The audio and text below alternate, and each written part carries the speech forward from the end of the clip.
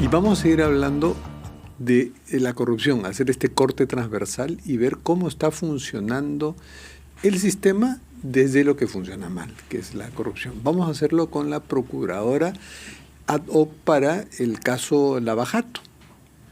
Gracias por acompañarnos, doctora Silvana Carrión. Buenas noches, don Fernando. Gracias por la invitación. Bueno, el caso Lavajato pues es un conjunto de 14, 15 casos. No, son cientos. Ay. Bueno, entonces yo estoy hablando de los más famosos. Sí, los más emblemáticos, los más conocidos. De los emblemáticos, ¿no? Que tienen que ver con cómo las empresas Odebrecht, OAS y algunas otras, incluyendo empresas nacionales que estaban consorciadas con estas, dieron pues dinero, aportes para campañas o coimas directamente para grandes obras, ¿no? Los casos se están demorando mucho en llegar a su etapa de acusación, o está la acusación lista, pero demoran mucho esta fase del control de acusación. ¿Cuál es el panorama que usted tiene? Sí, los casos, la mayoría de ellos ha empezado el año 2017-2018, ¿no? Dentro de los plazos que establece el código, incluyendo la pandemia que hemos tenido, ¿no? La Fiscalía ha ido recopilando toda esta evidencia y todos los medios probatorios para poder hacer las acusaciones. Entonces, a la fecha ya hay 16 acusaciones que están presentadas al Poder Judicial y que están pendientes que sean controladas por el Poder Judicial. Algunas de ellas ya están siendo controladas, otras finalmente todavía están en proceso de, ¿no? Y tenemos 5 casos, 5 carpetas o procesos que ya están en juicio oral, ¿no? Entonces, aquí lo que hemos identificado, nosotros como Procuraduría, también la Fiscalía ciertamente, es que necesitamos que el Poder Judicial designe jueces a dedicación exclusiva para atender estos casos de Lavajato. Solamente un ejemplo. El caso Interoceánica, donde está siendo enjuiciado el ex presidente Toledo, se acusó en julio del año 2020, ¿no? En pandemia. Y el control de acusación fue el año pasado, en el 2023, o sea, después de 3 años que el Poder Judicial inició este control de acusación. Entonces usted pide pues que lo hubo en un momento, lo hubo que en hayan algún momento. Juzgados ad hoc. Ad hoc o dedicación exclusiva para atender estos casos. Eso aceleraría bastante. Muchísimo. ¿Por qué? Porque ahora, por ejemplo, con el caso de la señora Susana Villarán, la acusación se presentó... De ese caso tenemos que hablar. En agosto del 2022. En abril se citó a la primera audiencia de control de la acusación 8 meses después, y a la fecha estamos febrero del año 2024 y todavía seguimos en el... ¿Y le han respondido algo a su pedido? Sí. ¿El Poder Judicial es afecto a ese pedido? Nosotros hemos hecho 2 pedidos, uno en la gestión de la doctora Elba Barrios, otro en la gestión del doctor Arévalo, y nos han respondido el doctor Arévalo que no se puede tener jueces de dedicación exclusiva para Lavajato porque no son casos que tengan prioridad respecto a otros casos a aquellos de criminal organizado, que tienen con la seguridad ciudadana, en fin, ¿no? Entonces, esa es la respuesta que nos han dado. Nosotros vamos a insistir en este pedido porque sí estamos viendo una afectación directa en la administración de justicia, por ejemplo, para el avance. El caso de Susana Villarán tiene incidencia en la guerra de los peajes, ¿no? Definitivamente. Yo le pregunté en Ampliación de Noticias hace unas semanas si es que la tesis de la Procuraduría es que hubo corrupción al establecer los años de concesión, el modo de ajustar tarifas, y usted me dijo que hay evidencia de eso, sí. Y en alguna de las concesiones hay una sentencia incluso ya sobre eso. En el caso de Línea Amarilla. De Línea Amarilla, ¿no? En el caso del señor Domingo Arzubialde, que es un exfuncionario de la gestión de la señora Villarán. Que está preso, creo, ¿no? Ha salido hace poco, estuvo preso 4 años, 4 meses, por la condena de corrupción, por negociación incompatible, por haber reajustado de manera indebida e ilegal la tarifa del peaje. Claro, interpretando mañosamente la metodología para ajustar. Consentiendo en realidad la interpretación de la empresa. La empresa le propone, así vamos a ajustar la tarifa del peaje, el señor Arzubialde le dice, así lo vamos a hacer, en contra de lo que decía el contrato y sin sustento técnico. Eso fue identificado. Entonces ahí la empresa tiene responsabilidad. Claro, la empresa está como tercero civilmente responsable en ese caso. Ahorita el señor Arzubialde ha sido condenado, ha cumplido su condena, pero el extremo civil de la reparación civil, porque ellos están como tercero civil de empresa, aún se sigue discutiendo. En una primera instancia, la Procuraduría ha obtenido una sentencia de 25 millones de soles que tiene que pagar la empresa Limex, que está en apelación. ¿Y ahora, usted ¿no? conoce el laudo arbitral que ya estaría llegando a su fin? en ese caso de línea amarilla? En el caso de línea amarilla hay 2 arbitrajes. Hay uno que ya fue emitido y el otro que está en vías de emitirse o está en anulación del laudo, ¿no? O sea, sí conocemos que existen estos procedimientos arbitrales porque la Procuraduría de la Municipalidad de Lima, que es la encargada de litigarlos a través de los estudios de abogados extranjeros, nos solicita información sobre las investigaciones penales de manera general. ¿Y usted sabe ese que está por terminar más o menos por dónde va? Entiendo que los elementos de corrupción también son elementos o insumos que se han alegado. Pero como que los árbitros extranjeros no se conmueven cuando no hay sentencias, ¿no? Claro. A pesar de que el estándar, de lo que yo he podido conocer, el estándar a nivel de los arbitrajes internacionales comerciales en los temas de corrupción no es un estándar penal, no tiene que llegar una sentencia para la evaluación de un juez, para la evaluación de un árbitro. Sin embargo, creo que los árbitros que resuelven estos contratos de mucho dinero comprometido prefieren tener, entendería yo, una decisión judicial, digamos, que acredite. Entonces, ¿no? Miren la incidencia que tendría tener una sentencia. Exacto. Y usted debe conocer muy bien el caso de Rutas de Lima, porque la guerra de la gestión de Rafael López Aliaga, de nuestro alcalde metropolitano, no es con Línea Amarilla, el que hemos hablado, y donde hay más evidencia, sino es con Rutas de Lima. ¿No? En el caso de Rutas de Lima, usted conoce, habrá leído pues muy bien las declaraciones que ha dado tanto Susana Villarán como José Miguel Castro, el gerente, que fue, parece que el cerebro, ¿no? Sí, fue parte, está imputado como parte de la organización criminal, ¿no? Ya.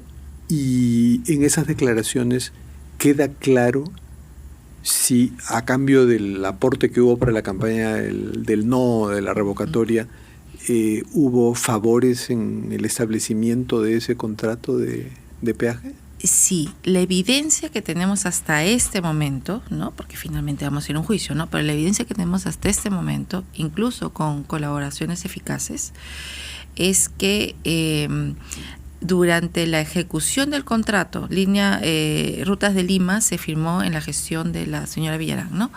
Para la adjudicación del contrato, pero para la ejecución del contrato hubieron cambios en el contrato que permitieron que la empresa obtuviera una rentabilidad a la fecha mayor de la que correspondía. O sea, no solo en el contrato, sino en las adendas. En las adendas. Eso lo hemos visto en Rutas de Lima y también de manera más gruesa. Y esas adendas no solo las firmó Susana Villarán, sino la gestión posterior de Luis Castañeda.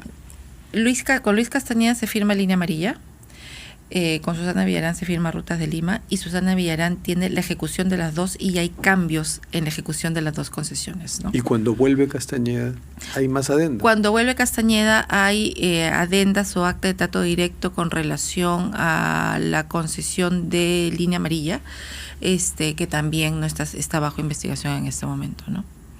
Porque el alcalde López Aliaga nos dijo que tenía dudas respecto a si en la gestión de Castañeda hubo... La primera gestión de Castañeda está investigada con el contrato de Línea Amarilla, está investigada en este momento.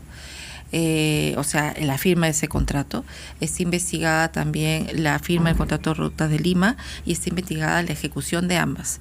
Y los dos alcaldes, las dos gestiones han tenido intervención o en la adjudicación o en la ejecución. Y todo está siendo investigado de inicio a Pero incluso hay una adenda que firma Susana Villarán que amplía 10 años de una concesión. Claro. Una adenda 10 años, creo que de 20 a 30. Sí, en el caso de Línea Amarilla, ¿no? Se firma esta concesión, se hace esta ampliación. Pero además, por ejemplo, en el caso de Limex ahora, ¿no? Que era la concesión Línea Amarilla, hay un acta de trato directo, que es la que se investiga del año 2014, que le reconoce en esa acta, ¿no? 143 millones de dólares porque la empresa lo solicitó a la gestión de la señora Villarán y la señora Susana Villarán con su equipo aceptaron esos 143 millones de dólares en adición a lo que establecía el contrato. Y cómo dice la adenda o el acta de trato directo, cómo se iba a pagar esos 143 millones de dólares que la municipalidad le reconoció a la empresa a través del peaje, subiendo un sol directamente el peaje.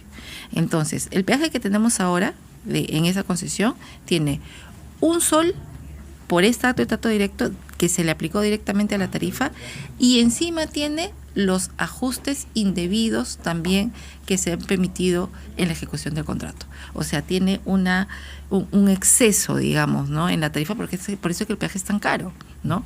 Y todo esto se está investigando en los casos penales que están ahora. Permítame preguntarle, en los relatos extensísimos de Jaime Villanueva, el famoso ex asesor de la fiscal de la Nación, la ex fiscal también, Patricia Benavides, usted está mencionada como que estaba interesada junto con el procurador Daniel Soria en que a Vizcarra se le impute también un delito de cohesión internacional. Cohecho internacional porque querían ir a París. Eso, bueno, aparte de ser absolutamente falso, no tiene ningún sustento, ¿no? Y le explico por qué. En el proceso de adhesión del país a la OCDE, ¿no?, que Perú estamos en camino, y que ¿verdad?, la sede de la OCDE está en París.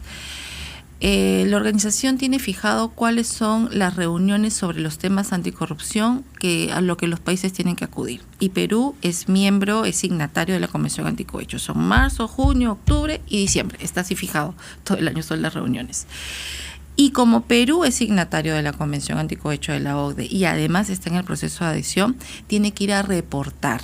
Cuando la OCDE dice, fija su agenda y dice, Perú tienes que venir en junio a reportar, entonces Perú tiene que reportar en esa fecha. Pero sí es cierto que tanto al procurador Soria como a usted sí les interesaba, les parecía correcto que se le impute, además por el delito de... La denuncia de cohecho activo transnacional es una denuncia que presentó la Procuraduría General, o sea, el doctor Soria, ¿no?, en el marco de sus competencias, en una investigación que ya existía, porque el señor Vizcarra venía siendo investigado por el Vacunagate. ¿Y usted está de acuerdo con eso? Sí, bueno, es lo que correspondía. Finalmente el procurador hizo la denuncia en su momento, la general, y la fiscalía creo que lo abrió de oficio además. Y en el marco de esa investigación, el procurador Soria amplía por el delito de cohecho activo transnacional por estos hechos del Vacunagate. Pero la fiscal de la Nación no acoge ese pedido. La fiscal, en realidad, no sabemos, porque hasta la fecha, el relato de Villanueva no. Hasta la fecha no hay una decisión de la fiscalía si va a tramitar, no va a tramitar, si en evaluación ese pedido, ¿no? Entonces, en realidad, lo que ha dicho el señor Villanueva respecto a que yo le solicitaba que formalice esa investigación, primero que no es cierto, y segundo que no era de mi competencia.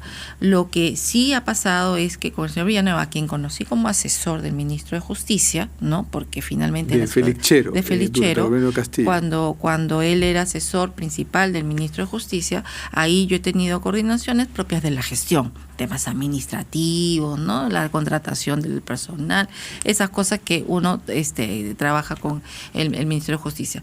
Y claro, esos temas de OCDE también yo les he reportado al ministro cuando corresponde. Y déjeme preguntarle por un tema que va a entender el sentido de mi pregunta. Fuerza Popular, el partido fujimorista, ha hecho un pedido a la Junta Nacional de Justicia para que suspenda a los fiscales Pablo Sánchez, Zoraida Ábalos, incluso incluye a Gustavo Gorriti como líder de una organización que estarían operando contra ellos y habrían pues politizado con otras intenciones. Lo que entiendo es que ha presentado una denuncia penal. Claro, pero se lo pregunto a usted porque usted como procurador del caso de Lavajato también persigue, ¿no?, que se llegue a la verdad en el caso Cócteles, porque allí la tesis es que Odebrecht dio dinero. Entonces usted podría de pronto estar incluida en eso. ¿Qué opina de estas acciones de un partido político? Definitivamente el caso Lavajato es un caso transversal, ¿verdad?, al poder económico, al poder político y a los funcionarios públicos, ¿no? Entonces aquí todas las fuerzas políticas están siendo investigadas en el caso de Lavajato, todas las fuerzas políticas. Entonces definitivamente hay intereses políticos dentro de los casos.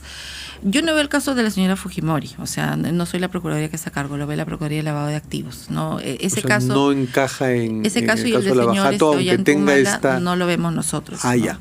Lo ve la Procuraduría de Lavado de Activos, ¿no? Entonces vemos el resto. Pero claramente creo que cualquier acción dirigida a que los fiscales que conocen los casos ya de 4, 5 años, 6 años, ¿no? Estas investigaciones complejas además, que sean estos fiscales que finalmente sean retirados y no sigan con las investigaciones, lo único que va a producir es el debilitamiento de los casos y una plataforma que eventualmente puede claro, y lo que queremos impunidad, es que, ¿no? es que se apuren. Bueno, muchas gracias, Procuradora Carrión, y no se canse de pedir esos juzgados especiales. Y solamente ahí, permítame, don Fernando, hay un antecedente ya en el Poder Judicial de juzgados ad hoc en los casos Fujimori y Montesinos. Y los motivos para crear estos juzgados ad hoc allá en los años 2000 fue casualmente la magnitud del caso, el impacto mediático, el nivel de investigados, el interés nacional. Todas esas consideraciones están en las resoluciones pues la sociedad que quiere saber la verdad los en juzgados estos ad hoc. casos. Lo mismo se verifica ahora. Entonces hay un antecedente claro de por qué sí deberíamos además están tener trabando la juzgados. política, y necesitamos políticos limpios y que no estén con la acusación con la soga al cuello, pues. Claro, sí. Bueno, muchas gracias, Procuradora. Terminamos con nuestras cartas sobre la mesa. ¿Puede, por favor, escoger una carta y leer lo que diga? A ver. ¿Qué dice la carta? No podemos dirigir el viento, pero sí ajustar las velas. Bueno, es una frase Va críptica, pero muy bien. que para adelante. Muchas gracias. Muchas gracias a usted, Procuradora.